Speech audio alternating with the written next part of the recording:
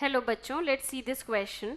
The question is during transportation of carbon dioxide, when bicarbonate ions diffuses from RBC into plasma, ठीक है, तो ये जब RBC cell हम देखते हैं, इस आरबीसी सेल के अंदर जब ट्रांसपोर्टेशन होता है कार्बन, जब बाइकार्बोनेट आयंस डिफ्यूज होते हैं, यानी कि इस तरह से ये बाइकार्बोनेट आयंस है, जब ये आरबीसी सेल से बाहर प्लाज्मा में जाते हैं, ठीक है, the increased hydrogen ion concentration in RBC is balanced. तो अब जैसे ही HCO3 बाहर आता है तो आरबीसी के अंदर प्रोटॉन आयन की कंसंट्रेशन बढ़ जाती है, जिसको कौन बैलेंस करता है, यानी कि the increased hydrogen ion concentration in RBC is balanced by the entry of which substance from plasma.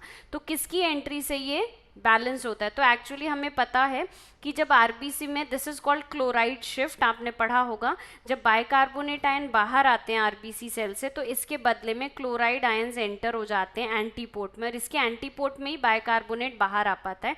ये क्लोराइड आयन अंदर प्रोटोन आयंस को क्या करता है? बैलेंस करता है। ओके, ऑप्शंस देख लेते हैं। Options are A water no, B oxygen no, C hydroxyl ions no, D chloride ions yes. So D is the final answer of this question. Okay, best of luck.